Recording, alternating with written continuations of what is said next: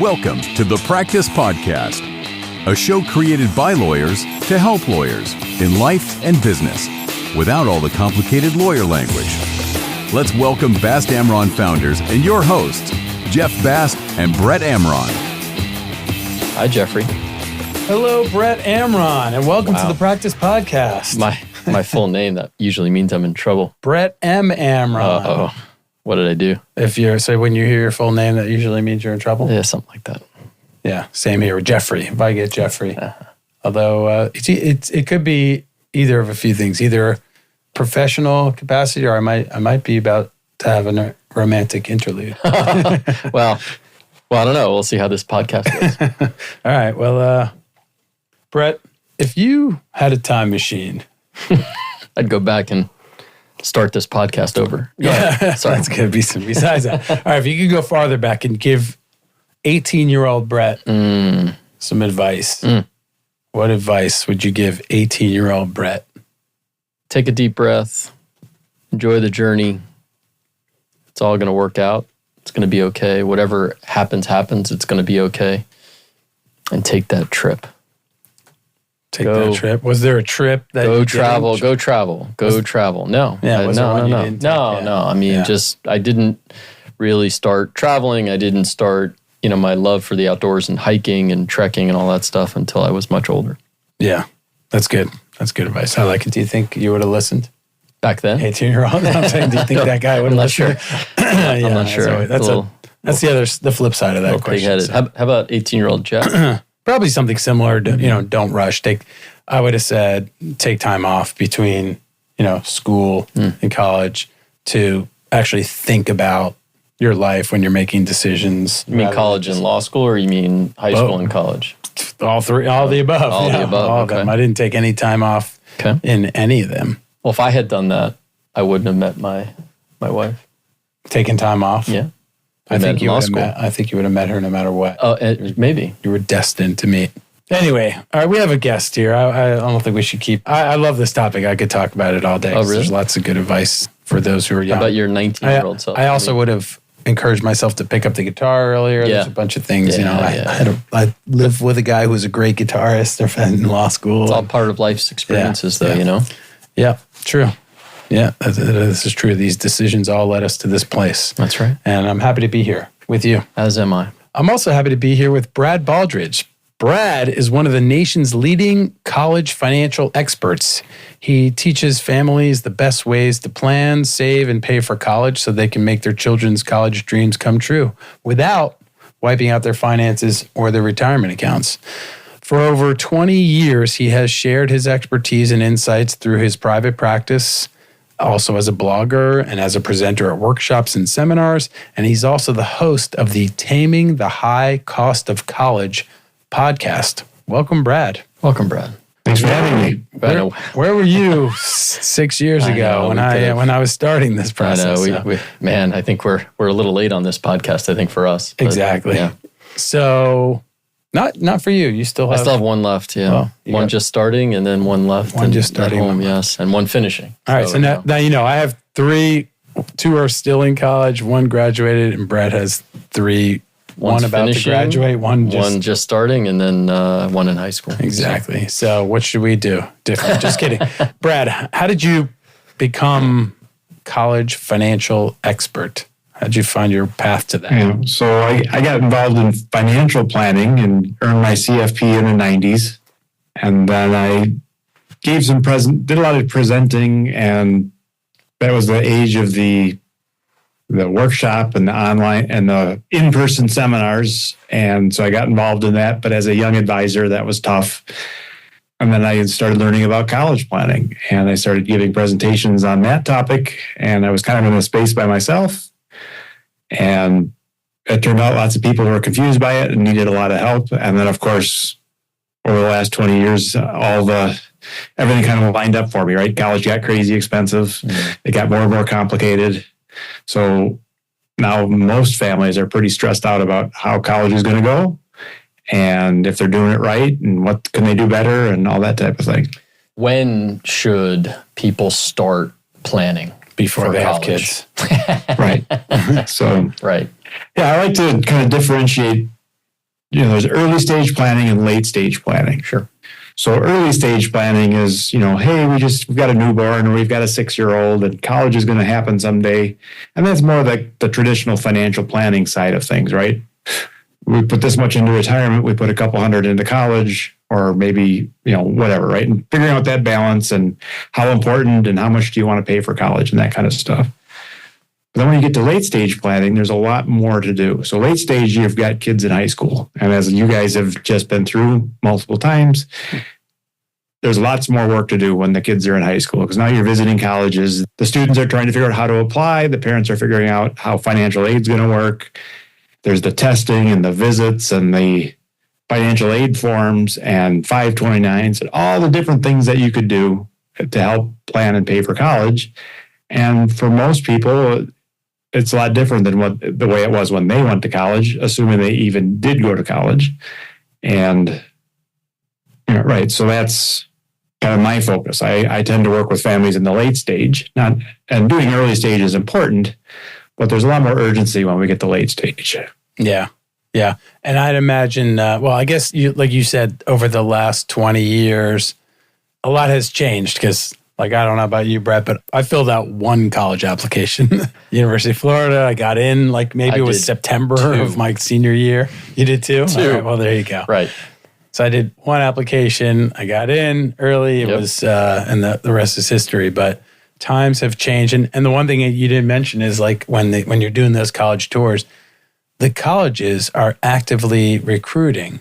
They want more application without regard to how many admissions they're going to make. They're just trying to entice you, and you go on this tour and they really want to make, they're selling you on their school. They want everyone to apply, even though absolutely most of them are not. You can't be a highly selective college if you don't reject 95% of your applications. Right. In order to reject 95, you got to get a lot of them. Do you think that selectivity has attributed to the high cost of college, or am I going down a rabbit hole here?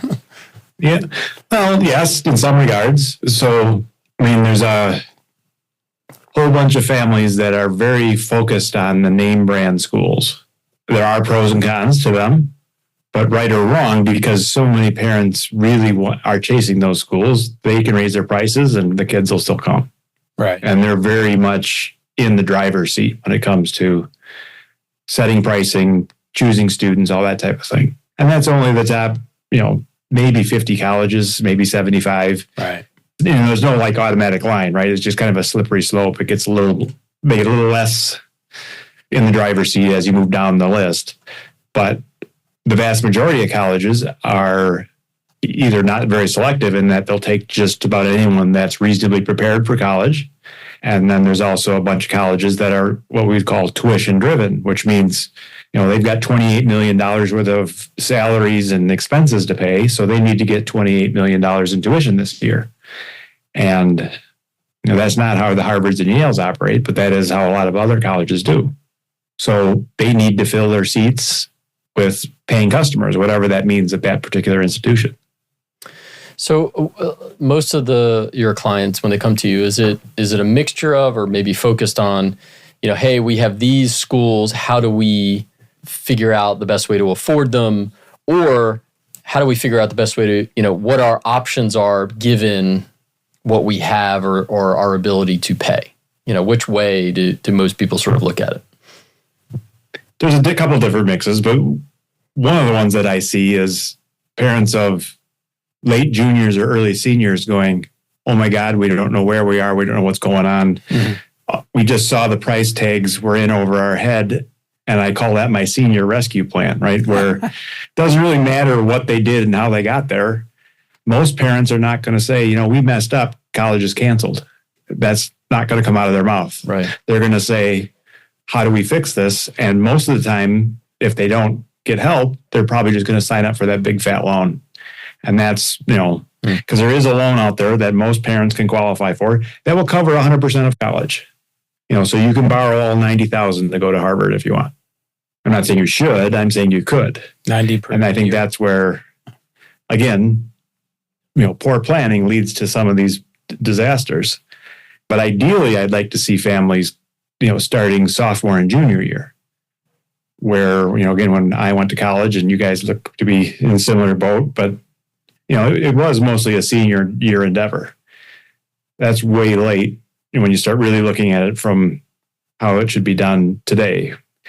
You need most of the junior year, in my opinion, to do visits and your test planning and coming up with a family budget and understanding how need-based aid works and how merit-based works and how to, ultimately pay for it all. Right. Now, is part of that assistance that you provide or guidance that you provide, as part of that entail guidance on like what scholarships might be available? Because I know now there are so many different resources, places to look for different scholarships. And you mentioned loan programs, but are scholarships part of this, or? Well, absolutely, right. So the number one provider of scholarships is the colleges themselves. So understanding how merit aid works and need-based aid works at the colleges that you're considering, it's kind of like buying a car, right? Imagine if you were buying a car, except some of the dealerships had 50% off coupons. You just didn't know which ones until you went through the process with those dealerships, right? Now, all of a sudden, when someone says, well, I don't go on the Porsche dealership, they're expensive. Why would I go there? It's like, oh, wait a minute. Maybe they're not expensive. I might get the coupon. So maybe so once you start understanding the process, the list price is not necessarily what people pay. And it can be dramatically different at some colleges. Some colleges are very generous in need-based aid. Like Stanford just put out a press release a couple of years ago that said if your family income is below $100,000, Stanford will be free. 0 tuition, 0 room and board. Wow. If you're between 150 or 100 and 150, tuition will be 0. You may pay some towards room and board. And then between 100 and 400, they're still very generous relative to most other colleges. Now, that's all great, but your student needs to be a rock star in order to get accepted to Stanford. Was that like get in. Was that like a 2 or 3% acceptance rate over there at Stanford? Yes, like exactly. Right. Now, if you happen to have a rock star, great. Put them on the list, or many other schools are similar to that. But just understanding the landscape, and then conversely, like, if you're out of state and you want to go to UCLA or University of Michigan, they're not all that generous to out-of-state kids. They sock it to the out-of-state kids so that they have more cash flow to help the in-state kids. Mm-hmm. They're very generous with their in-state kids, relatively speaking. Just don't expect a lot. And the same with merit aid, right? So merit aid at a lot of the high-end schools doesn't exist. They say everybody here is fantastic. Why are we're not going to try and pick among them to give them more money? Instead, we'll be very generous on the need-based, but that leads to parents that are, again, the typical doctor and lawyer that is making $200,000 or $300,000 may not get any aid at all. And they say, well, yes, our income is decent, but $90,000 a year times 3 kids is a big number. Do we really have to pay that? And of course, the answer is no. You can choose a different school, but if that's the school that your kid falls in love with, then then you have to make that call. Do I say no, or do I pay the price? Because you're not going to get aid potentially at some schools. So just understanding the landscape, I think, is an important piece of the puzzle for most families. I understand. So basically, the sort of the early stage is planning is 529s or prepaid programs like the state of Florida has. When people come to you, it's not necessarily about the planning. Some have, some haven't, but it's more about how can we find a way to either reduce the cost of this school or find the schools where what we have is enough. Right. So right, the absolutely. programs, the scholarship programs, the need-based, the merit-based, all that stuff. And that's where you help people navigate the system. Right. Exactly. It's a 2-step process. The first step is find a college that's a good net price, whatever that means to you. For some people, they're saying, let's find schools that are 10 or 15,000. And other families are saying our limit is 50,000 or something like that. But then once you land on that school, how do you pay for it efficiently?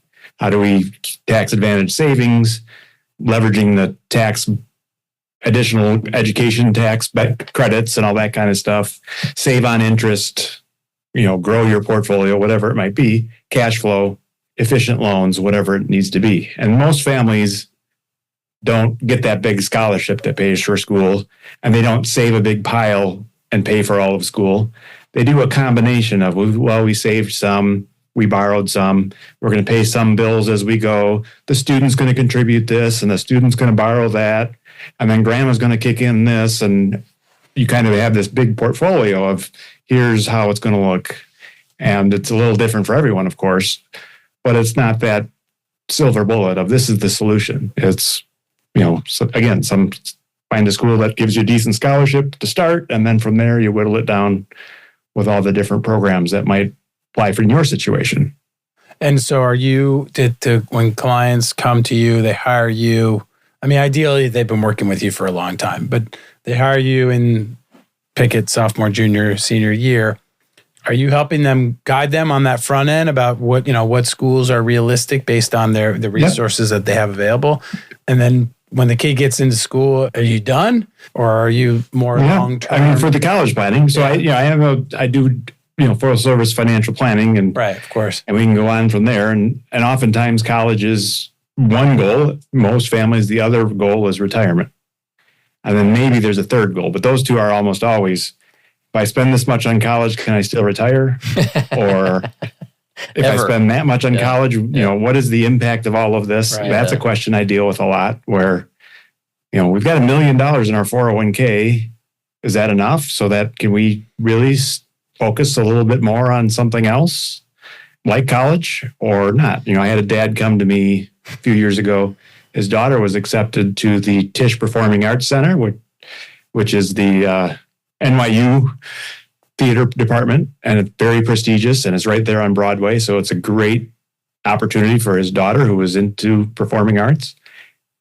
And she got a great scholarship. So instead of being $75,000 at the time, it was down to like $35,000. But he was looking at $35,000 and going, well, $35,000 times 4 years is, $140,000 times 4 kids. That's a big number. Can I afford to do that? And we were able to run the numbers, and it delayed his retirement from 62 to 64, but he thought it was worth it. And he wasn't, he enjoyed his work. He wasn't that concerned about retiring early. And then that's the reality for most of us, right? Is the fact that we have kids is a huge financial commitment just in general. And it has delayed us, and we have spent a lot of money on them. College is kind of the final big spend before we launch them. So yeah, that's, there's lots of different types of schools out there. So I tend to work with parents, all the stuff that the parents need to do. So will you qualify for need-based aid and merit aid? And can we pre-qualify the schools a little bit and say, all right, well, these types of schools actually are good for your situation because they'll provide merit aid. And these types of schools over here may provide need-based aid. So let's look at these two buckets. For other families, it might be some of the other buckets. There's roughly 6 different categories of schools, depending on your situation, which one might fit. And then again, how do you pay for it efficiently with whatever resources you have, and how are you fair among the kids and that type of thing. And then that's core college planning. And then life gets more complicated when you tack on some things that, that in addition to the college, right? If you have multiple kids, I've had a number of families with twins, triplets, even quads, where, I think college is hard when you're trying to work with one kid. Imagine if you had 4 kids visiting all at the same time. It's overwhelming, potentially.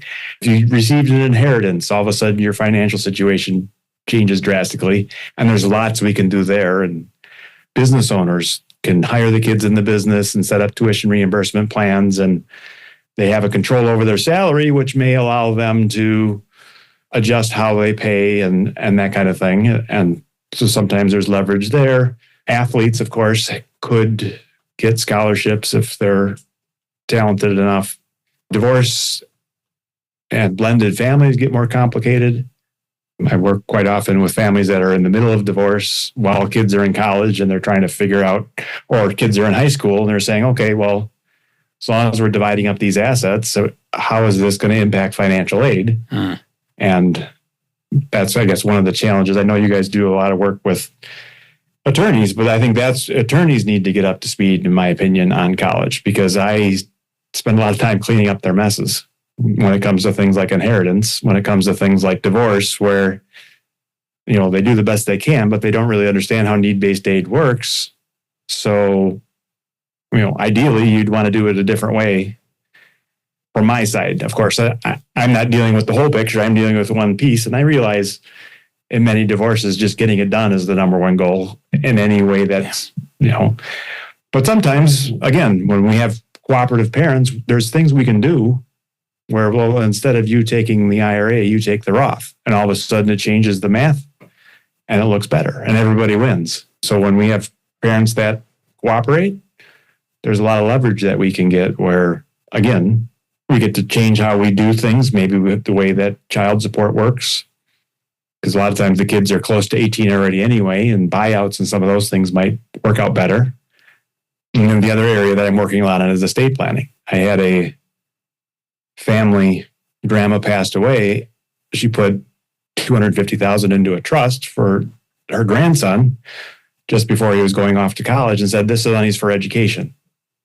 Well, the colleges looked at that trust and said, well, you've got plenty of money to pay for college. And he spent $250,000 on college. Yeah. That money gone directly to mom. They still had to report it, but it wouldn't have been hit so hard. And they probably would have saved about $100,000 in their college expenses because they would have qualified for aid. Mom was not that well off that they wouldn't have qualified for aid. So as the other piece of it, I think, is really knowing, there's the typical middle income family that they're not going to qualify for the highly need-based stuff, but they're going to get some aid potentially. But certainly writing big checks for college isn't easy. And that's a pretty wide swath now. That's, $75,000 to $275 or $375 even, where you're in that donut hole of college is expensive, but you're not having, you don't have so much cash flow that you're saying, well, whatever, I'll just write the check. Yeah, I think that's the irony here is that most of the people who think about working with an expert like you have more capability to pay for college. The people that need you the most are those that, have the lowest ability to pay. So I know a lot of wealth managers, financial advisors have sort of limits. So who can hire you? Is it really anyone? Is there some, price range or income range or asset, net worth range? Who hires you? Who are your clients? I generally charge a flat fee for a college plan. Typically it starts, sophomore year, junior year, senior year, and goes through when, the primary student's off to college. And it's, unlimited meetings and phone calls. And parents are busy. I say unlimited meetings and a couple lawyers say, well, you can't do that. They'll take advantage of it. It's like, no, they don't have time to take advantage of me. Right. Well, half the time I'm still pulling them in to get to the meetings and getting it going because it's just a challenge for most families to deal with all the stuff going on all at once. Right. And then do you also work with, are you part of a team? Do they have a college advisor, the person who's helping them out with the applications, and you on the finance side and the essays? Right. Often I am. So I will actually work with other financial advisors that don't have the college specialty and see the need for it and just don't want to learn it. So I kind of step in for that piece. And I do have a number of college admissions people that work with students. Again, I meet with a small percentage of the students I plan for. Like I said, most of what I'm doing is with the parents. Yeah.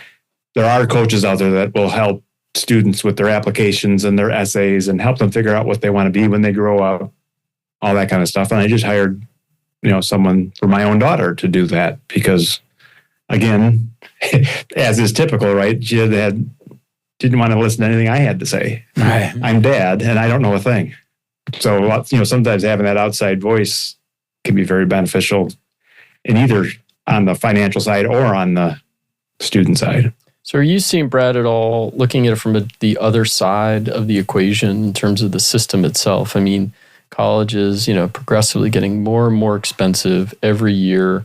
I know they have these, need-based and merit-based programs, but it's still just sort of, it's crazy. And so can it continue? Do you see anything on the horizon that suggests a change in the system at all? There's some cracks in the system already. And if you look at the adult education side of things, there's a much wider menu of how it can work. And again, because the adult education side, they're not impressed by the climbing wall in the student center. And they don't care about the lazy river and they don't care about the fancy dorms.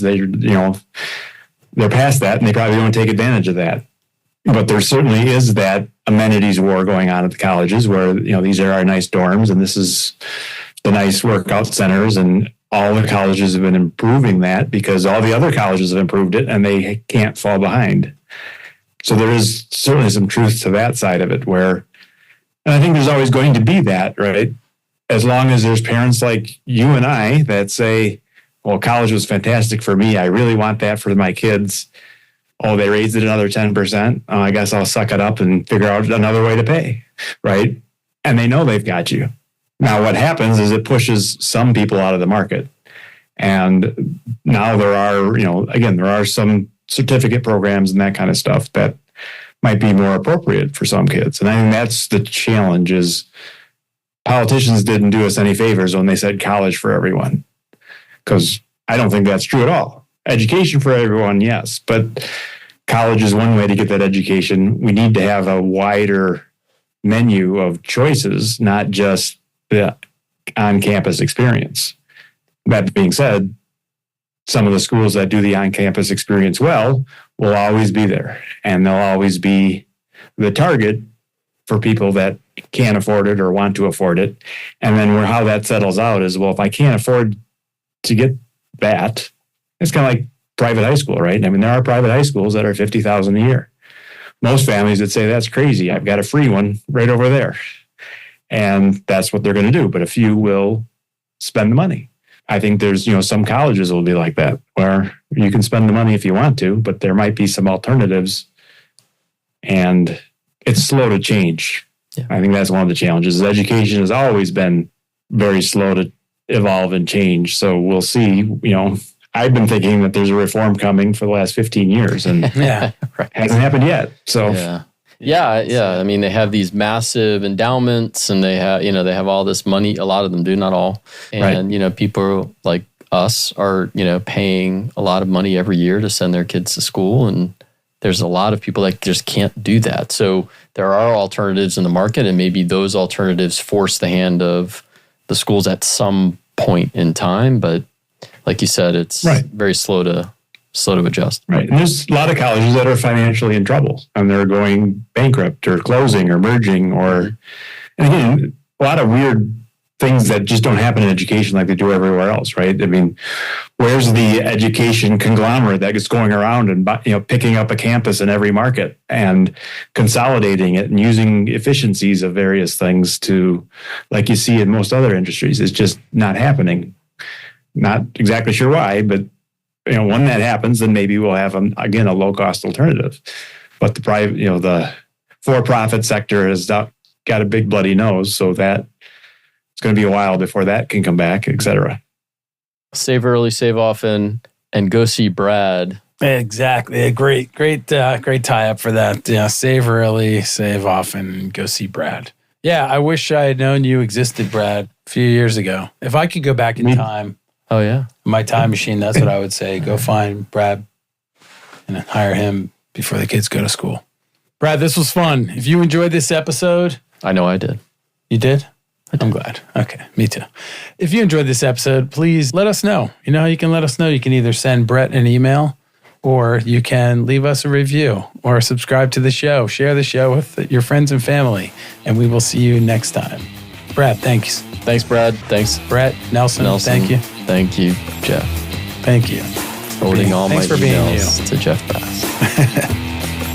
For more information on this show and other resources, visit fastamron.com and connect with us on LinkedIn, Facebook, and Instagram @FastAmron.